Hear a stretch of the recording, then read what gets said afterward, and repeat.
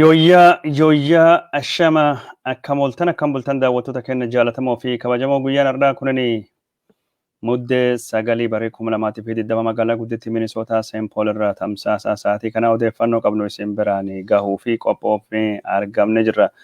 Odeeffannoo keenya isin biraan gahuun duratti waa takka lama sirreeffannee achiin dubattu odeeffannoo kana isin biraan gahuu deemna karaa miidiyaa hawaasummaa Facebook fi akkasumas YouTube'n sagantaan keenya bifa gaariin qulqullina kenni qabu laaluu barbaanne akka ammaantan argaa jirtu wanni hundinuu akka gaarii akka deemaa jiru. Sagantaa keenya odoon jalqabneen durattuu gargaarsi zeelii ka miidiyaa kanaa fi godhamaa jiruu fi akkasumas gargaarsi telefoonatii fi gargaarsi feesbuukitii fi yuutuubii akkuma itti fufettu jira waan ta'eef akka nu gargaartanii asumaanii dhaamsaa isinii dabarsuu barbaanna. Warri karaa feesbuukitiin nu gargaaruu barbaadan liinkii gargaarsa miidiyaa kana asirrattuu isinii maxxansee jirra. Liinkiin gargaarsa miidiyaa kana karaa GoFundMe waan jiruu fi karaa sunini odeeffannoo waan jiruun akka nu gargaartanii yooyyaa moodiyaa bira akka dhaabbattan isin gaafanna. Daawwattoota keenya jaallatamoo fi kabajamoo guyyaa roobii har'a Mude 9 bara 2020 fi odeeffannoo qopheeffannee kasaatii kana isin biraan gahuu dhufnee jirra.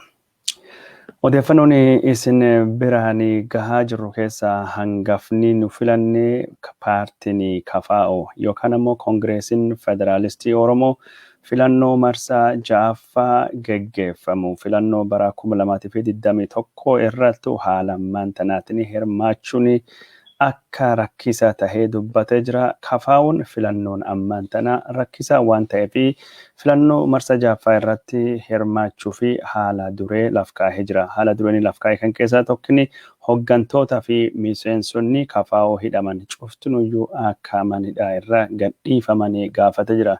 Kana wal qabatee KFO'n waajjiraaleen isaa ka bakka adda addaa Oromiyaa keessatti cufaman cuftunuyyuu akka deebi'anii banamullee gaafatee jira.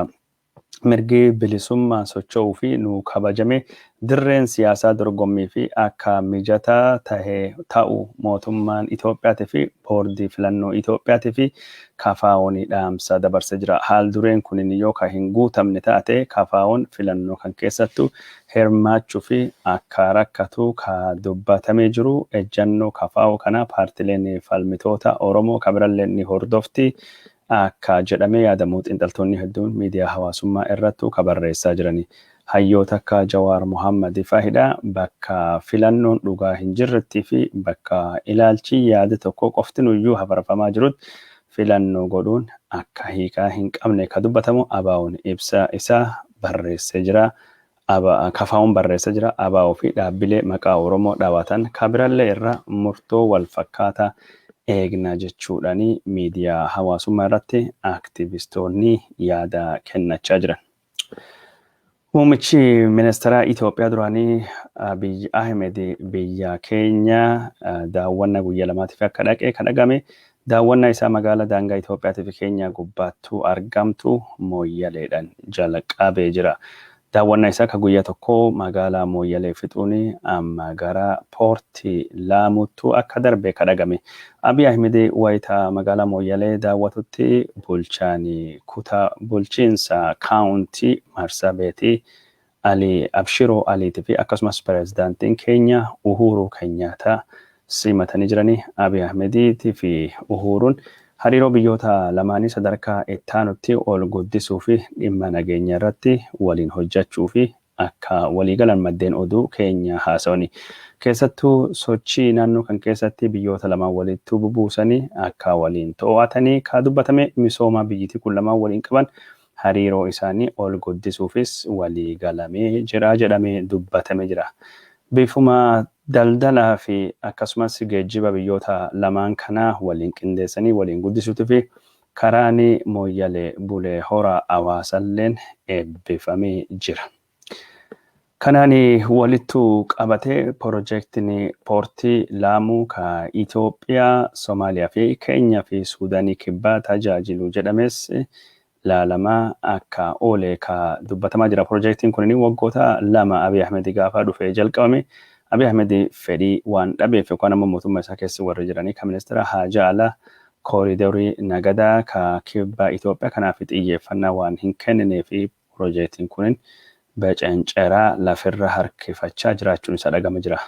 Baankiin misooma Afrikaa poortii Laamuu kanaaf akkasumas karaa baaburaa Keenya keessa bahee Itoophiyaa kibba keessa bahee gara Suudaanii kibbaa ka deemu yaada kana habuuruu fi akkasumas yaada kan jechuun hojii irra ooluu isaa qorachuu fi doolaarii miiliyoonii 1,200 ramaduun isaa dhagahame jira. Yeroo ammaan tanatti Keenya keessatti Oromoon karaa dippiloomaasiitiin waa hedduu akka hojjechuu qabu kan dhagamaa jiru.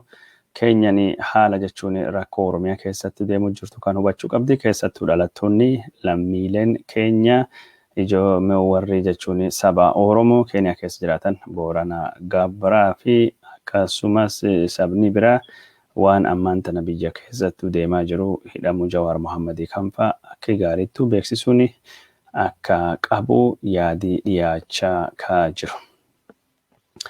Karaa biraatiin ammoo karaan har'a eebbifame moggaasii karaa kana ka yaadannoon isaa soodduun dhaabbatee falmii uume jira.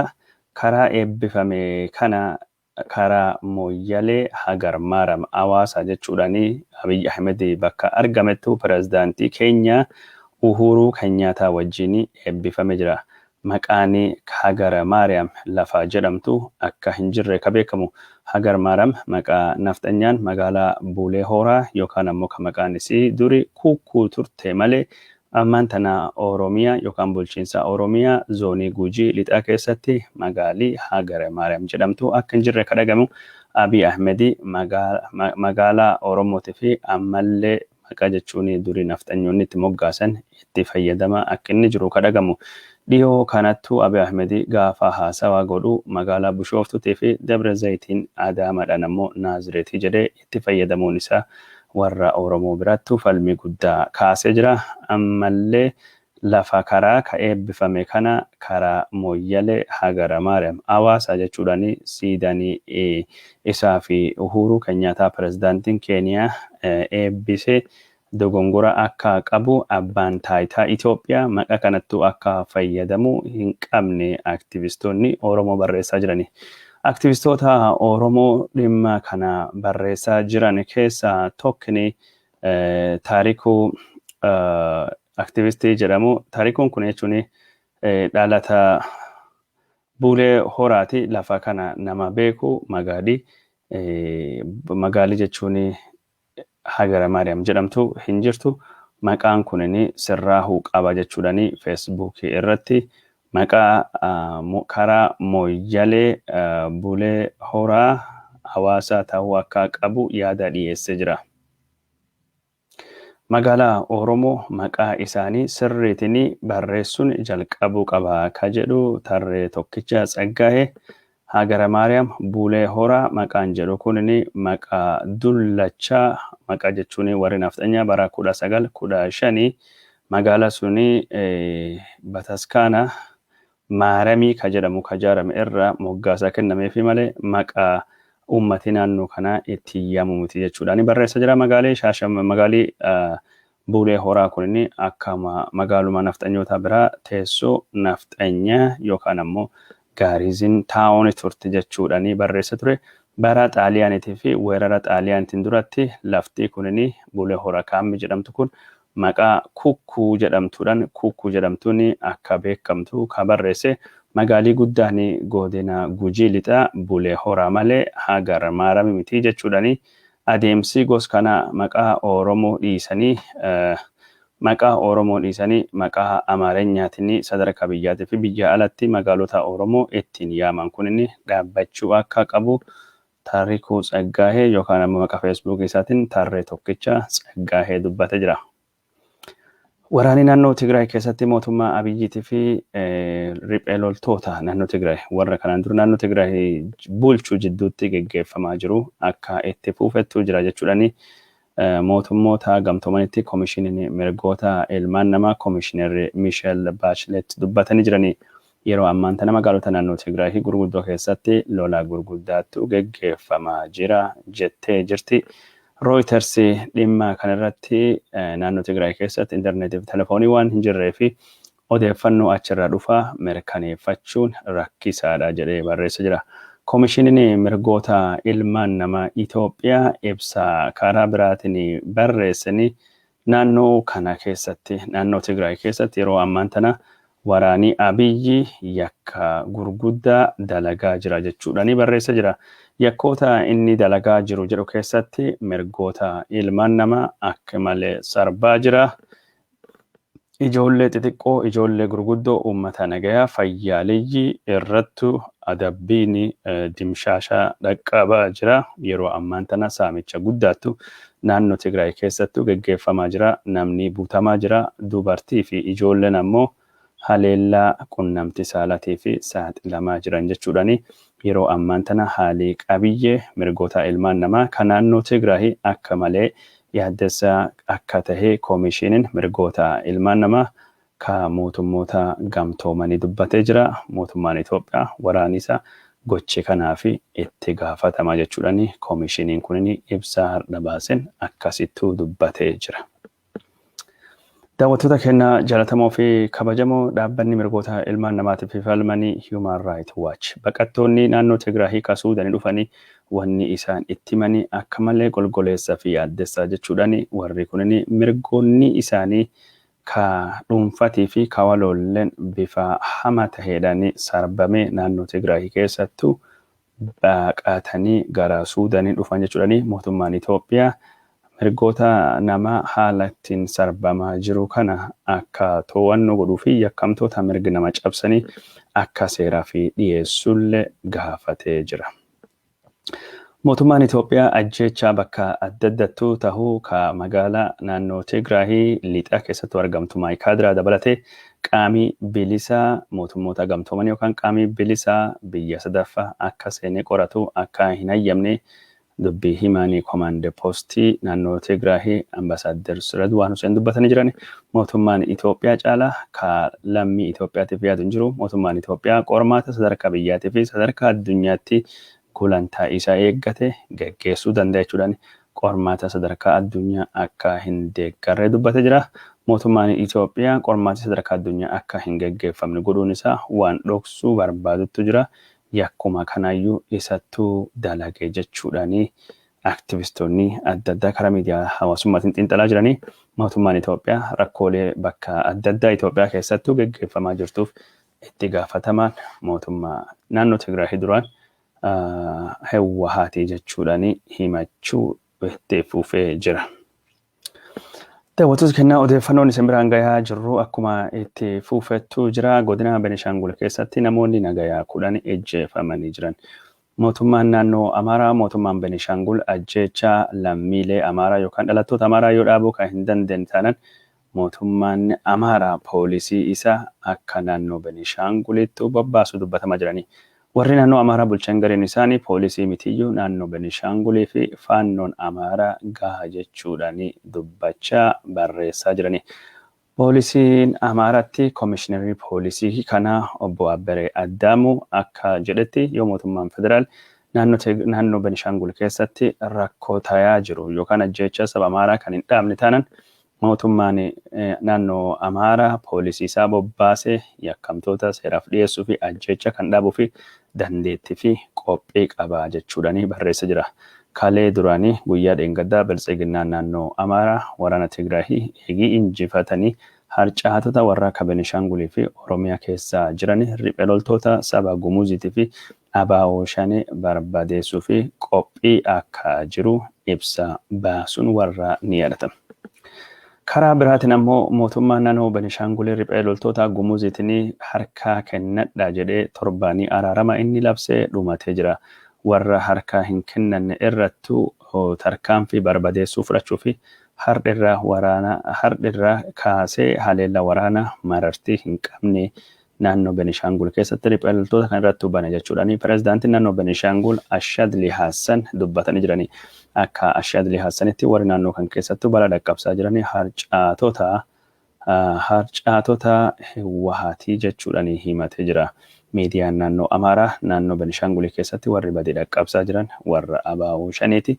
Abaawoo Shanee kana mootummaan federaalii dhaabuu yoo hin dandeenye poolisiin Amaaraa Benishangul seenii akka barbadeessuu dubbatee jira jechuudhaan aangaa'ota bulchiinsa naannoo Amaaraa waabeffachuun gabaasee jira. Daawwattoota keenya jaallatamoo fi kabajamoo tamsaasii keenyanii ka oduu ka isin biraan gahaa jirru itti fufee jira. Mootummaan Abiy Ahmed waraana naannoo Tigraay guyyaa 10 duratti dhaabbatee jira jedhee dubbatullee waraana naannoo Tigraay keessattuu akka geggeeffamaa jiru dubbii himaa mootummaa Itoophiyaa ka Command Post Tigraay bulchuu Ambassador Redwan Hussein ka dubbate. Ambassador Redwan Hussein yeroo ammaan tana waraani kallattii adda addaatiin geggeeffamaa jira. Haleellanii hojjettoota mootummoota gamtooman irratti ka godhamen illee mootummaa Itoophiyaatiin akka ta'e ka dubbate. Yeroo lama dhaabbadhaa jedhamee bakka sakatta'insaatti akeekni kennamuufillee ajaja wandanii fi sadaffaa irratti makiina wararratti haleellanii godhame akka kaampii baqattoota Eertiraa Shimalbaa jedhamtu kana naannoo Tigraay keessattuu hin argamtu hin seenne godhame jechuudhaani Redwan Hussein dubbatanii jiranii. Tarkaanfiin gosa kana ka fudhatame haala waraanaa keessa waan jirruuf jechuudhaani Kamal Hussein waraanii Redwan Hussein waraanii akka geggeeffamaa jiru amanee jira. Karaa biraatiin ammoo maddii oduu Itoophiyaa akka gabaasetti Brigadier General Addaamne Mangistuu fi akkasumas raayyaan ittisa biyyaa ajaja kaabaa 1,000 olii ka warra Hiwaatiitiin danqamanii hagamman tana to'annoo warra jala turanii bilisa bahanii jiran jechuudhaani gabaasee jira. Bilisi kun bilisummaa isaanii ka argachuu danda'anii duula addaa qindaa'ee ka mootummaanii warra junta naannoo Tigraay irratti baneedhaanii akka bilisa bahuu danda'anii godhamee jira jechuudhaani miidiyaan Itoophiyaa akkasittuu gabaasee jira. Odeeffannoo keenya karaa biraatiin ammoo waraanii naannoo Tigraay keessattuu geggeeffamaa jiru baqattoota hedduu gara Suudaaniitti baasaa jira. Hagammatti baqattoonni gara Suudaanii dhufanii 50,000 olii gayanii jiran jechuudhaani torbaanota amma gad dhufan kan keessatti waraanii hammachaa waan jiruufi baqattoonni gara Suudaanii deeman dabalaa akka jiru dhaabbanni baqattoota hordofuu kan mootummoota gamtoomanii akka dubbatetti. Karaa biraatiin ammoo Suudaan daangaa Itoophiyaa gubbaatti sochiin waraanaa gootuu jabaachaa dhufee jira. Akkasumas qabeenya qotee bultoota Amaaraallee mancaasaa akka jirtu kadhagame jiru. Suudaanii yeroo ammaan tana waraana gara daangaa bobbaasuun lafa qonnaa fi mijataa tahee Alfashiqa jedhamu ka kiiloomeetirii 100 fi 68 dheeratuu fi square kiiloomeetirii 5,700 bal'atu to'annoo isaanii jala oolchuun dubbatamaa jira. Daawwattoota keenya jaallatamoo fi kabajamoo odeeffannoon isin biraanii gayaa jirru akkuma itti fufetu jira. Odeeffannoon keenya isin biraanii gayaa jirru akka jiruuni dhaabbanni gaazexaa Addis Standard yookaan ammoo barruun Addis Standard gulaalaan warra dhalata naannoo Tigraay Medhaane Quba Mikaa'el jedhamu ka yeroo lammaffaa fi hidhame ammaan tana mana hidhaa irra gadhiifamee jira jechuudhaani gabaasa jira. Akka Addis Standard gabaasettu Medhaane Quba mana hidhaa keessatti dhukkuba koronaa vaayirasiitiin qabame yeroo ammaan tana dhukkuba kanarraa bayyanachaa jira jechuudhaani Addis Standard gabaasee jira. Karaa biraatiin ammoo gaazexeessitoonni OMN ka hidhaman hagammaa gada hin dhiifamne yeroo lamaa fi mirgi wabii kabajamuufillee gaazexeessaa OMN kan tahe obbo Mallasa Dirribsaa hagammaa mana hidhaatii hin baane ji'a 5 olii ka inni hidhamee jiru. Gaazexeessaan OMN biraa riippoorteriin Oromiyaa Bahaa Uudii Muusas qabame ji'a 1 olii himata tokko malee mana hidhaa Adaamaa keessattuu dararamaa akka inni jiru kadhagamu. Abiy Ahmed gaazexeessitoota saba biraa kan qabe hunda gadhiisaa warra Oromoo ka OMN ka hidhe tokkollee gadhiisuu fi fedhii akka hin qabne kan mul'achaa jiru. Daawwattoota keenya jalatamoo fi kabajamoo warri nu daawwachaa jirtan hedduu isin galateeffannaa yooyyaa miidiyaa guddisaa lakkoofsa bilbilaa kanaan nu bilbila nu bira dhaabbadhaa isiniin jechuu barbaanna. Odeeffannoon kennine ka isin biraan gayaa jirru akkuma itti fuufettu jira. Daawwattoota keenya jalatamoo fi kabajamoo suniin durattu ammoo waa takka lama waa'ee gargaarsa miidiyaa kana ammallee irra deebinee isinitti himuu barbaannaa. Gargaarsi isin nuu kennaa jirtanii haga amma akka gaariitti deemaa jira. Liinkii karaa feesbuukiitii akkasumas kan yuutuubii kennatii fi goofandimiitu fayyadamuudhaan karaa suniin gargaarsa nu biraan gayaa isiniin jechuu akka barbaannu ka isinitti mufenu. Bifuma kanaanii gargaarsi hagamma isin nuu kennitan gaarii ammumaayyuu nama kumattu nu daawwachaa jira. Nama kan keessa nami haga tahee odoo gargaarsa nu kenne guddoo ka dinqisiifannu tahuu asumaan isinitti mufena. Kanaafuu karaa goofandimiitiin, karaa zeeditiin, karaa kaashappiitiin gargaarsa miidiyaa kana guddisuu fi godhamu akka isin bira dhaabbattan isin gaafachuu feena. Daawwattoota keenya jaalatamoo fi kabajamoo warri hagammaa nu gargaartanii galatooma. Gargaarsi kun akka nama bira dhaqqabee warri birallee nu gargaaru yoo barbaaddanii yaada keenya kana faffacaasaa waliin nu gayaa isiniin jechuu feena. Yaadii keessanii jechuun akka malee nu cimsa. Gargaarsi keessan malee wanni biraa kan miidiyaa kan ittiin guddisuu dandeenye waan hin jirre waan taateef nu bira dhaabbadhaa isiniin jechuu feena. Daawwattoota keenya jaalatamoo fi kabajamoo kana eegii jenneen duubatti odeeffannoo keenya ka san biraan gahuutu jirru itti fuufaa deemna. Har'a jechuun sagantaa kana daawwachaa jirtanii waa takka waan haaraa waan irratti argaa jirtanii koofiyaa kana kan godhachaa jiru kunini maqaan isaa yooyyaa jedhama. Kunini ka miidiyaa yooyyati. Maqaan isallee yooyyaa jedhama. Gargaarsa waan kana kaffaltii yookaan ammoo gurgurii waan kana miidiyaa kana cimsuu fi nu oola. Kanaafuu bakkii waan kana irraa argattan Oromoo Med jedhama. Oromoo Med jechuun bakka Ameerikaa keessa jiru waan gos kana faaya aadaa Oromoo Ameerikuma keessattuu harkaan hojjetame bifa qulqullinni qabuu fi bifa jechuun namni hundinuu itti fayyadamuu danda'uun bifa mijataa taheen hojjeta. Kanaaf Oromoo Med bakka jedhu kana weebsaayitii kana deemtanii koofiyaa kana jechuun yooyyaa ka jedhamu kana bitachuudhaan deeggarsi keessanii yooyyaa miidiyaa fi garsiisuu dandeettanii galiin asirra argamu yooyyaa miidiyaa fi oola. Wanni kun jechuun bifi isa sirriitti isinii mul'achaa hin jiru malee bifi kunini diimaa, kunichi bifi kun jechuun magariisa. Koofiyaan kunini akkanatti bareeda, akka malee jabaadha, baay'ee oowwaa, winterii fi waan akka malee tahu. Faaya isaa kabira kan inni qabu akkasi filaan kulleen keessa jira. Filaan kunis bifa lama qaba. Bifi kun jechuun krooma waan ta'eef hin mul'anne malee magariisa. Bifi kun diimaadha. Alaabaa Oromoo fakkaata. Kan irratti jechuun warri waan kan hojjetu Oromoo Meddi filaa kanallee as keessa akkas yoo dhaaban jechuun faaya isa dabala. Kanaafuu bakki kan bitadha akka malee oowwaa winterii fi waan tahu harkaan hojjetame Ameerikuma keessattuu hodhama jechuun made in America jechuudha. Waan Ameerikaa bitachuu jajjabeessu nama Oromoo ka waan akkasii kana biizineesii gos kana hojjetu jajjabeessu. Galiin kan irra argamu ammoo yooyyaa miidiyaa gargaaruu fi waan taateef warri jechuun yooyyaa miidiyaa hordoftanii ispoonseriin yooyyaa miidiyaa kan nu hojjete hedduu galateeffannaa kana bitadhaa isiniin jenna. Yooyyaa miidiyaa akkasiin akka bira dhaabbattanii linkii isaa nulleen sheer isinii godhuu barbaanna. Maal jennaani galiin kan irra galu yookaan ammoo maddii kunini yooyyaa miidiyaa nu jajjabeessa. Yooyyaa miidiyaan ammoo jechuun maddi galii argatee jennaan irri caala waan hojjannu kana akka hojjannu nu gargaara jechuudha. Kun maqaan isaa yooyyaa jedhama. Yoo koofiyaa yooyyaa ka goskiyyaa kan barbaadan yooyyaa deeggaruu feetanii bakki weebsaayitii isaa isinii barreessa. Linkii isaallee isinii qoodu deema. Linkii isaa isinii maxxansuu fi carraaqaa jira. linkii isaa isinii maxxansuu fi carraaqaa jira. Namni akka bitatee akka ajajatu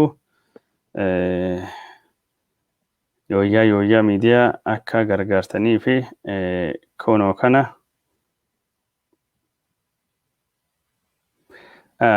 komentii jalattu jechuun linkii ittiin bitachuu dandeettan isinii maxxansine jirra. Linkii kanaan ajajadha. Koofiyaa gos kana fila kanallee waliin fila jechuun bareeda kan wajjin bitadha. Wintariif akka malee bareedaadha. Hinoowwa furdaadha. Bitadha isinin jenna. Afroo gos kana waan adda addaatiif wayaa aadaa wajjin uffatamuu danda'a. Ameerikaattu hojjetamaa, harkaan hojjetamaa, biizinesii Oromoo ka dubartii tokkooti jajjabeessuu fi meeshaa qulqullinnaa fi meeshaa jechuun bareeda irraa hojjetamee kana bitadha isinin jechuu barbaanna. Galiin waan kana yooyyaa miidiyaa fi oola daawwattoota keenya jaalatamoo fi kabajamoo yooyyaa miidiyaa bira dhaabbadha gargaara isinin jenna. Mata dureen oduu har'a guddoon Oromiyaa keessa dhufaa jirtu kafaa'oon yoo hidhamtoonni siyaasaa hidhaman gad hin dhiifamne waajirii isaa cufame yoo hin banamne yookaan ammoo yoo haalii filannoon kun itti geggeeffamu filannoo bilisaatii fi walabaa taahuu hin dandeenye jechuun yoo mootummaan balbala siyaasaa bal'isee hin banne filannoo bara dhufuu keessatti hirmaachuun akka rakkisa tahee barreessee jira. Odeeffannoo karaa biraatiin ammoo waa'ee oolmayaa mana murtii odeeffannoo isin biraan gahuu deemna. Mani murtii oolmayaa kalee oolanii dhaddachi dhimma Iskindir Neggaa falaalaa jiru. Himata hidhamtoota irrattuu baname ragaan iccitiidhaan dhiyaatu yookaan ammoo ragaan mana murtii cufaadhaan dhiyaatu yookaan ammoo ragaan golla duuba yookaan magaarraja duuba taa'ee dhiyaatu tokkollee hin hayyamu jechuudhaani abbaan alangaa mana murtii hayyamaa gaafatee didatee jira. Kanaafuu Iskindir Neggaafa warra baaldaraas irrattu ragaan iccitiidhaan dhiyaatu yookaan ragaan dhoksan dhiyaatu mani murtii tokkollee akka hin fudhanne murtii dabarsee jira. Karaa biraatiin ammoo hidhamtoota siyaasaa maqaa abaawootiin himatamanii kagalmee koloneel Gammachuu Ayyaanaaf jalatti himataman wiixata darbe irra kaasee ragaan iccitiidhaan mana murtii cufaatiin golla duubaa yookaan ammoo magaarraja duuba taa'uudhaan irrattuu dhiyaachaa akka inni jiru kadhagame. Ragaan jechuun golla duubatti gaggeeffamaa jiru kunni kanaan durattuu himata galmee Jawaar Mohammad faa jalattuu warra himatame irrattuu ka baname fakkaataa jechuudhaani abbootiin seeraa ka dhimma warra hordofaa jiran yookaan abukaatonni hidhamtoota siyaasaa hordofaa jiran kunni barreessanii jiranii. Ragaan Jawaar Mohammad faa irrattuu dhiyaate ragaa jechuun magaarraja duuba yookaan golla duuba taa'amee dhiyaate. Ragaa iccitiiti ka Iskindir Neggaafaati ragaan iccitiitti fi dhaddachi cufaatii fi manii golla duuba taa'anii ragaan dhiyaatu akka hin jirre ka dubbatame. Karaa biraatiin ammoo adeemsi himata hidhamtoota siyaasaa Oromoo hedduun lafirra hirkifachaa akka jiru kadhagama jiru. Hidhamtoonni 170 olii Shawaa Bahaa aanaa Baatuu keessattuu hidhaman hagammaa mana murtiitu dhiyaate dhimmi warra hin ilaalamne warri kunni gareen isaanii guyyaa Hacaaluun ejjeefame ittaansee guyyoota jiran keessattuu hidhamanii ji'a 5 olii mana hidhaa keessattuu dararama akka jiranii dhagayamaa jiru. Haa ta'u malee adeemsi himatii irrattu baname mana murtiitu warri dhiyaate hagammaa akka hin jirre beekamee jiru. Godina Jimmaa keessatti ijoolleen abaa'oo deeggartan yookaan ammoo kafaa'oo deeggartan jedhaman hidhamanii hagammaa isaanillee mana murtiitu hedduu warra hin dhiyaanne ijoollee sun keessaa gariin isaanii dhukkubanii mirga yaalii argachuullee hin qaban jechuudhaani maddeen keenya ka godina Jimmaa akkasittuu gabaasaa jiru. Daawwattoota keenya jaalatamoo fi kabajamoo odeeffannoon isin biraan gayaa jirru akkuma itti fufettuu jira. Mootummaa Ameerikaatti senetiin Ameerikaa dhimmi hariiroo biyyalaa haalii waraana naannoo Tigraay keessattuu geggeeffamaa jiru guddoo yaaddessa ta'uu dubbata jira. Keessattuu haalii gargaarsi namoomaa ittiin dhiyaachaa jiru akka malee yaaddessaa jechuudhaan dubbata jira. jijjiiramii Itoophiyaa keessattuu dhalatee seenaa qabeessa jennee kan abdii irra keewwannulleen yeroo ammaan tana sodaa hanama jala seenaa jiran jechuudhaanii dubbatanii jirani. Senetii Ameerikaattu dhimma kana walittuu qabaa jiru. Senator Cardin paartileen Ameerikaa lachuu walitti dhufanii Demokiraatii fi Rippaabilikaa walitti dhufanii haala waraana naannoo Tigraay keessattuu gaggeeffamaa jiruu fi gargaarsi namoomaa irratti waan jiru irratti murtoo waloo baasuu akka danda'anii ka dubbate. Daawwattoota keenya jaalatamoo fi kabajamoo biltsiginnaan Oromiyaatii fi biltsiginnaa Amaaraa jidduutti walitti bu'iinsi yaada ka dhugaa taatu fakkeessaa taatu hin beeknu yeroo ammaan tana walitti bu'iinsi yaada kunin hammaachaa akka jiru kadhagamaa jiru. Warri biltsiginnaa Oromiyaa akka federaalizimii fi sirna federaalitii fi federaalizimii deeggartuu dubbachaa jiranii yoo dhugumaanii federaalistoota deeggaruu barbaadan tanan hidhamtoota siyaasaa Jawaar Mohammad Baqqalaa Garbaatii fi Hamza Booranatii fi hidhamtoota siyaasaa biraa ka ji'a 5 oli manidhaa keessatti balleessaa tokko malee hidhaman akka gadhiistanii asumaanii isin gaafachuu barbaan. Daawwattoota keenya jaalatamoo fi kabajamoo waan nu hordoftanii nu daawwattanii fi hedduu isinii galateeffannaa tamsaasii kennine ka oduu ka sa'aatii kana ka isinii qopheessine kanuma fakkaataa galgala bal'ina oduu kanaatii fi akkasumas gabaasa addaatiin walitti dachaana ammaa fi sagantaan kennine kanuma warri jechuun yooyyaa koofiyaa yooyyaa bitachuu barbaadanii linkii isaa Facebook irrattu isinii dhiisne jirra. Koofiyaan yooyyaa kun jechuun galiin isaa yooyyaa miidiyaa gargaara waan taateef koofiyaan godhadhu kana ajajadha yooyyaa miidiyaa bira dhaabbadha isiniin jenna. Warri nu gargaaruu barbaadan yooyyaa miidiyaa karaa biraatiin nu gargaaruu dandeettanii maallaqa nu kennuun